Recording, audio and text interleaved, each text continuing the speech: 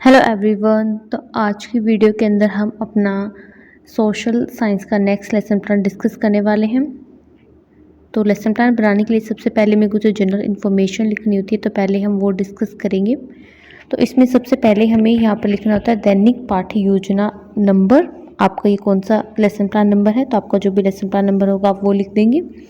उसके बाद आपको यहाँ पर लिखना होता है विद्यालय का नाम, कि आप किस स्कूल के अंदर अपनी टीचिंग प्रैक्टिस के लिए जा रहे हैं। तो आप जिस भी स्कूल में अपने टीचिंग प्रैक्टिस के लिए जा रहे हैं स्कूल का नाम यहाँ पर लिखेंगे। उसके बाद आपको लिखनी होती है क्लास की, आप कौन सी क्लास के लिए लेसन प्लान बना रहे हैं। तो आप भी जिस भी क्लास का लेसन प्लान बना रहे हैं वो क्लास आप यहाँ पर लिख देंगे, 6, 7, 8, 9 जो भी आपकी क्लास है।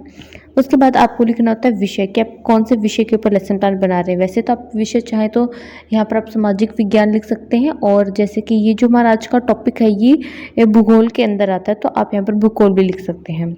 फिर आता है प्रकरण। प्रकरण का मतलब होता है कि टॉपिक की किस टॉपिक के ऊपर लेसन प्लान बना रहे हैं। तो हमारा जो टॉपिक है वो है आकाशीय पिंड। उसके बाद हमें यहाँ पर लिखनी होती है डेट, और उसके बाद हमें लिखना होता है कालांश। कालांश का मतलब है कि आप जिस स्कूल के अंदर टीचिंग प्रैक्टिस के लिए जा रहे हैं वहाँ पर ये आपका कौन सा लेक्चर था। फिर आपको लिखनी होती है समय अवधि, कि उस स्कूल के अंदर आपका एक जो लेक्चर था वो कितने टाइम का था। तो हमारा जो लेक्चर है वो 30 मिनट का था, तो हम यहाँ पर 30 मिनट लिखेंगे। अगर आप जिस भी स्कूल के अंदर टीचिंग प्रैक्टिस के लिए जा रहे हैं वहाँ पर अगर एक लेक्चर 40 मिनट का होता है तो आपको 40 मिनट यहाँ पर लिखना होगा। फिर अब नेक्स्ट हमारे पास आ जाते हैं शिक्षण उद्देश्य, और अब हमें यहाँ पर अपने शिक्षण उद्देश्य लिखने होंगे। और सेकंड कॉलम में हमें लिखना होता है अपेक्षित व्यवहारगत परिवर्तन, की जैसे कि पहला होता है ज्ञानात्मक। तो हमारा शिक्षण उद्देश्य क्या है, ज्ञानात्मक। तो इससे हम किस तरह से जो बच्चों का बिहेवियर है उसके अंदर हम यहाँ पर चेंज लाएंगे। तो जैसे कि उनको आएगा छात्र आकाशीय पिंड का प्रत्यास्मरण कर सकेंगे, और सेकंड है छात्र आकाशीय पिंड का प्रत्याविज्ञान कर सकेंगे। फिर हमारा नेक्स्ट सेक्शन उद्देश्य आता है अवबोध, और उससे रिलेटेड भी हम यहाँ पर अपेक्षित व्यवहारगत परिवर्तन लिख देंगे। फिर आता है ज्ञानोपयोग, कि किस तरह से इस टॉपिक से जो उनको नॉलेज मिलेगी वो उसका यूज़ कर सकेंगे। उसके बाद नेक्स्ट आता है कौशल, कि इस टॉपिक को पढ़ने के बाद स्टूडेंट में किस तरह का जो कौशल है वो विकसित होगा। फिर आते हैं अभिरुचि, कि इस टॉपिक को पढ़ने के बाद स्टूडेंट को किस चीज़ के बारे में जो क्या उनकी रुचि यहाँ पर बनेगी। जैसे कि इस टॉपिक को पढ़ने के बाद जो छात्र है वो आकाशीय पिंड के विषय में जानने में रुचि ले सकेंगे। और नेक्स्ट है छात्र आकाशीय पिंड के विषय में विचार विमर्श करने में रुचि ले सकेंगे। उसके बाद आता है अभिवृद्धि, और नेक्स्ट अब हमारा पॉइंट आ जाता है शिक्षण सहायक सामग्री, कि इस टॉपिक को करवाने के लिए आपने कौन कौन सी शिक्षण सहायक सामग्री का यूज़ किया। जैसे कि टीचर जो क्या है वो मॉडल चार्ट, पीपीटी या फिर चौक, डस्टर, ब्लैक बोर्ड इन सब का क्लास के अंदर यूज़ करता है। अगर आपने भी इस तरह से किसी मटेरियल का यूज़ किया है तो वो आपको यहाँ पर लिखना होता है।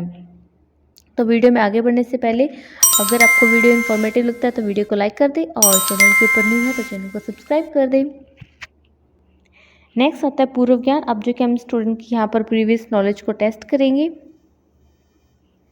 तो इसके लिए आपको जो कि यहाँ पे 2 कॉलम बनाने हैं। फर्स्ट में आपको लिखना था छात्र अध्यापक क्रिया, सेकंड में आपको लिखना था विद्यार्थी क्रिया। छात्र अध्यापक क्रिया के अंदर आप स्टूडेंट से जो भी क्वेश्चंस पूछेंगे वो आप यहाँ पर लिखेंगे, और विद्यार्थी क्रिया के अंदर स्टूडेंट उनका क्या आंसर दे रहे हैं वो आपको यहाँ पर लिखना होता है। फिर आता है उद्देश्य कथन। उद्देश्य कथन के अंदर अब जो क्या है आप स्टूडेंट को बताएंगे कि आज जो कि हम कौन सा टॉपिक करने वाले हैं। तो आप यहाँ पर जो कि एक तरह से अपने टॉपिक की अनाउंसमेंट कर देंगे। फिर आता है प्रस्तुतिकरण। यहाँ पर जो आपका टॉपिक है आप उसको डिटेल के अंदर एक्सप्लेन करेंगे। तो यहाँ पर आप इस तरह से कॉलम्स बना देंगे। फर्स्ट कॉलम होगा हमारा शिक्षण बिंदु का, सेकंड होगा छात्र अध्यापक क्रिया, थर्ड होगा विद्यार्थी क्रिया, फोर्थ होगा विधि प्रविधि, और फिफ्थ हमारे पास हो जाएगा शामपट सार। तो शिक्षण बिंदु के अंदर पहले हम हेडिंग डाल देंगे खगोलीय पिंड, ठीक है। और छात्र अध्यापक क्रिया कॉलम में आपको क्या लिखना है, यहाँ पर आपको क्लासरूम के अंदर एक टीचर की जो एक्टिविटी होगी वो आपको लिखनी होगी। जो टीचर जो भी टॉपिक करवा रहा है या फिर यहाँ पर टीचर स्टूडेंट से कोई भी क्वेश्चन पूछ रहा है तो वो सब हमें छात्र अध्यापक क्रिया वाले कॉलम के अंदर लिखना है। जो थर्ड कॉलम आता है विद्यार्थी क्रिया। इस कॉलम के अंदर आपको जो कि क्लासरूम के अंदर स्टूडेंट की क्या एक्टिविटी होंगी वो सारी आपको लिखनी होती है। फिर हमारा जो नेक्स्ट कॉलम आता है विधि प्रविधि, की यहाँ पे आपने कौन सी विधि का यूज़ किया है। ये कॉलम आप बनाना चाहे तो बना सकते हैं, अदरवाइज इस कॉलम का स्किप भी कर सकते हैं। फिर नेक्स्ट आता है शामपट सार। यहाँ पर आप ब्लैक बोर्ड के ऊपर जो भी मेन हेडिंग्स या फिर पॉइंट्स लिखते हैं वो आपको यहाँ पर लिखना होता है। तो पहले आता है विकासात्मक प्रश्न। यहाँ पर आप स्टूडेंट से पहले कुछ क्वेश्चंस पूछ लेंगे उस टॉपिक से रिलेटेड जो आप उन्हें अब करवाने वाले हैं, ये देखने के लिए कि बच्चे उसके बारे में पहले से कितना जानते हैं। उसी के बेस के ऊपर जो क्या आप अपना टॉपिक स्टार्ट करेंगे।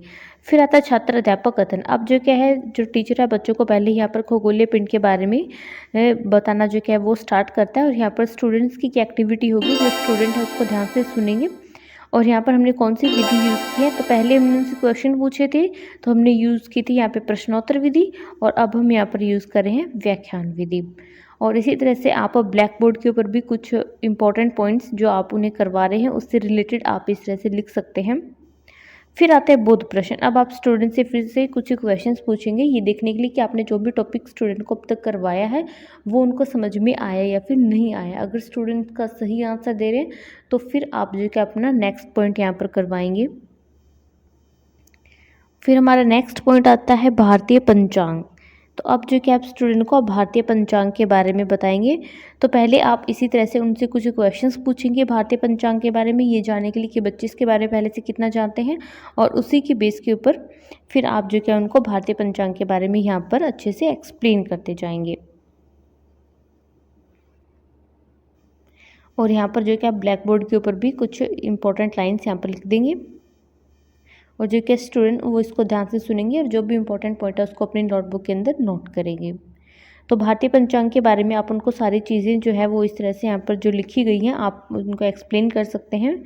फिर आता है बोध प्रश्न। अब आप स्टूडेंट से कुछ क्वेश्चंस पूछेंगे, ये जानने के लिए कि आपने जो भी करवाया है वो उनको समझ आ रहा है या फिर नहीं आ रहा है।